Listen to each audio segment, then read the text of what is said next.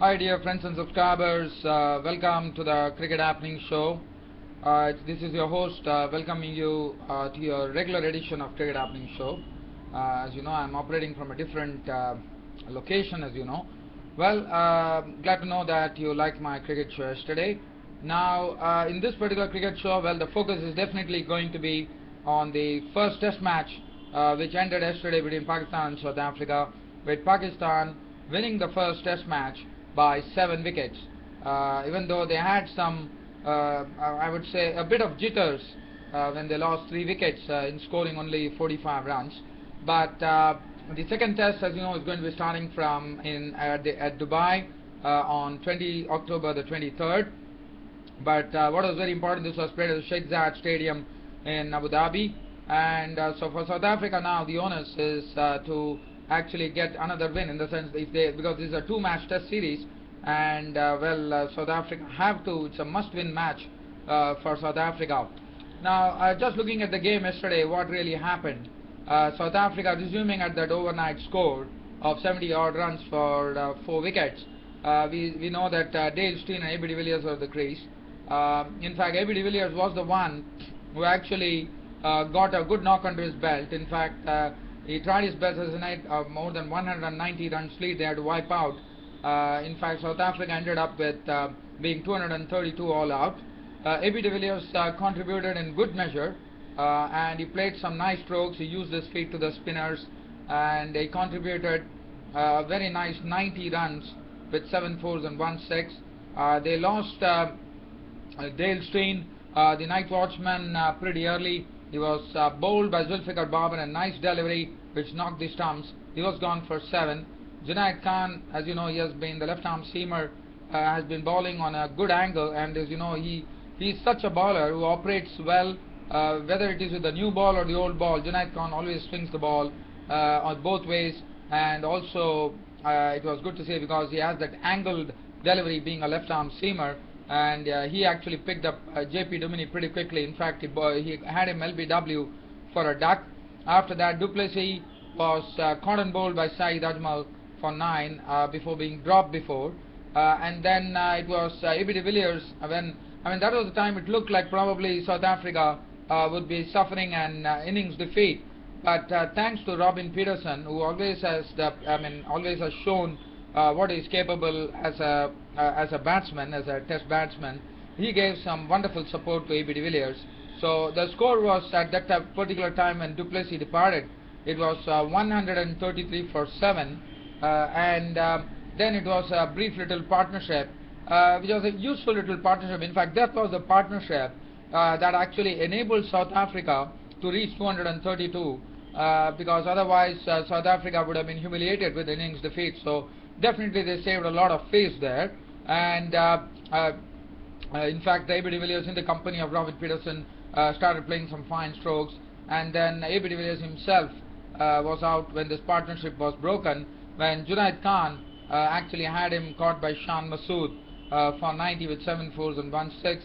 Robin Peterson's contribution was an unbeaten 47 with 3 boundaries. Vernon Philander, after that, Ajmal totally wrapped up the South African innings to close them at 232, thus setting Pakistan a 45-run victory target, with Philander caught behind by Adnan Akmal, bowled by Ajmal for 10. Unfortunately, I will have to say that Adnan Akmal behind the stumps was not impressive. He dropped a few catches, which is something really to ponder over for the Pakistan think tank. And Moni Markel was the last man out, caught and bowled by Saeed Ajmal for naught. And South Africa, all out for 232, set a target of 45 to win for Pakistan. Let's look at the bowling figures here. Mohammad Irfan bowled 13 overs, 1 made and 1 for 42, but Junaid Khan bowling on a good angle, the perfect left-arm seamer's angle, 18 overs, 1 made and 3 for 57 for Junaid Khan. Saeed Ajmal bowled pretty well, a lot of dusras which were thrown at the batsman, 32.4 overs, 7 maidens, 4 for 74. Zulfikar Babar, a very, very impressive test debut at the age of 34, 19 overs, 6 maidens, 51 runs and 2 wickets. He made the batsman really play the ball, and it was not easy to really judge Zulfikar Babar. So Zulfikar Babar has a nice test debut, And well, I wouldn't. I mean, he looks a very promising spinner, but one is really sad to see that Zulfikar Babar has actually come into Test cricket at a so pretty late, because he looks to be a wonderful left arm spinner.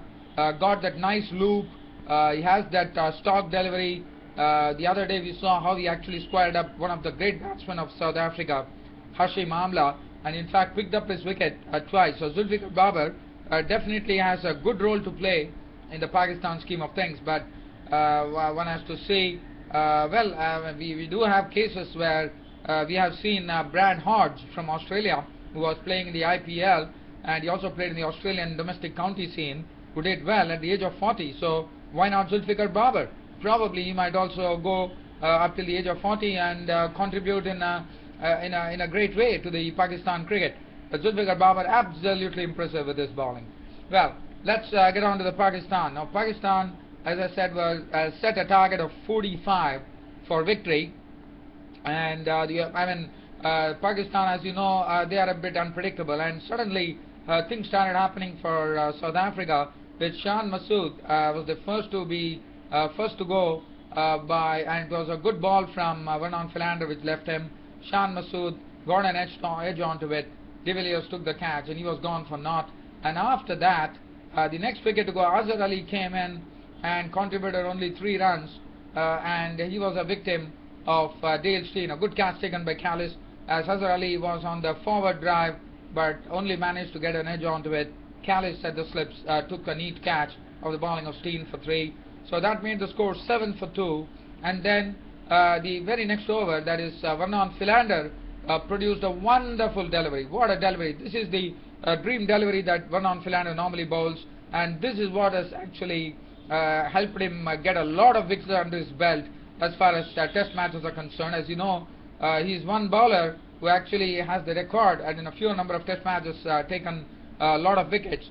So Vernon Philander bowled superbly, in fact swung the ball, and what a delivery to get rid of Khurram Manzoor, the centurion, the maiden centurion in the first test match, as he got Khurram in the first innings that he hit the century, as you know, and he got a ball which actually swung late, and that's a mark of a great bowler. He got the ball to swing late.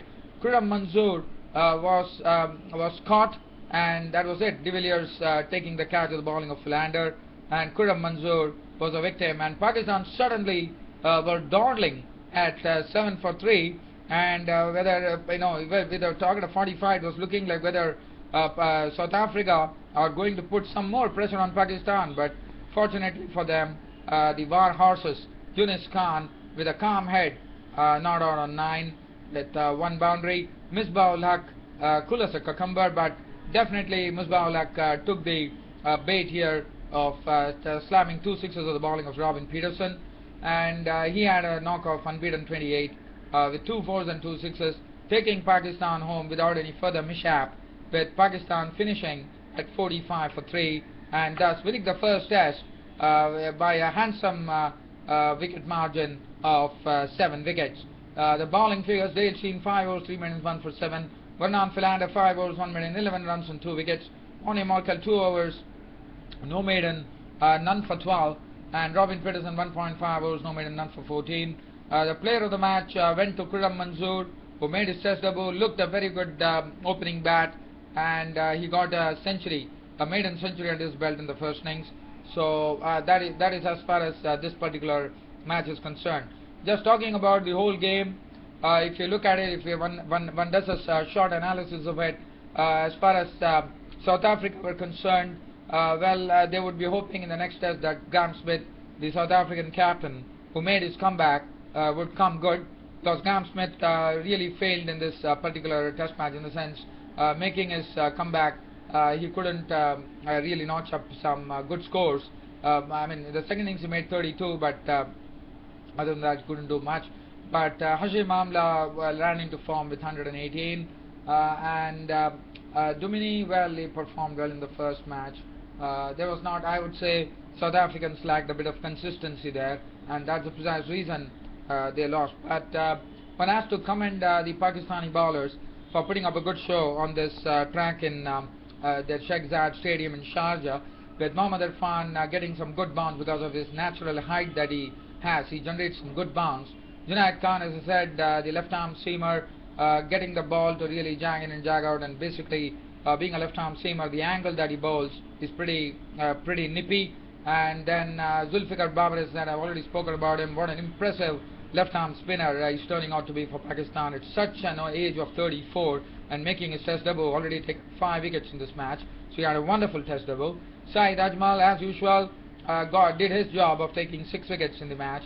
And well, Pakistan will be very happy for one thing, that Khurram Manzoor, the opening bat, got a maiden test century, and not only that, Shan Masood was also impressive. He was actually making his debut along with Zulfikar Babar, and the debutants have done a wonderful job. Shan Masood making a that's really commendable, playing his first international match here. Shan Masood, pretty impressive with a knock of 75 with 8 boundaries. So that is something. And then Misbah-ul-Haq, the captain, coming up with a century. Asad Al-Shafiq is impressive with his 54. Bowling, well, definitely one on Philander. Dave Steen bowled very well. And other than that, Moni Morkel probably could have bowled much better than what his figures suggest. But probably the fielding is something that Pakistan, even though they won the match, I'm sure Dave Watmore, the captain, would be having a talk with his boys.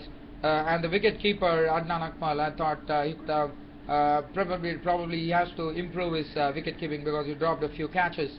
But other than that, I thought Pakistan did very well, and South Africa at least would have the satisfaction that they didn't suffer any humiliating innings defeat at the hands of Pakistan, and Pakistan romping home in the sense, even though surviving the early 3 wickets, still getting on to the victory by 7 wickets. As I said, the second test match, which is going to start, is going to be played at the Dubai Cricket Ground, where South Africa and Pakistan will be playing their second test. And Graham Smith, the South African captain, has already said that he's going to come back hard. His team will be coming back hard on Pakistan. Yes, they definitely have to do that, because only then the series would be alive. Because if South Africa lose the second test, then Pakistan would be winning the series. So South Africa would be hoping that they could put their best foot forward in the second test match and level the test series. Well, so let's shift on from here and see what are the cricket news that we have on this particular day on 18th of October 2013. Looking at the news that we have, one news I thought I spoke about it yesterday, that Ajit Agarkar has retired from all cricket. Ajit Agarkar, one would remember, he came in as a night watchman against Australia, and he's got his maiden test century. That comes vividly to mind.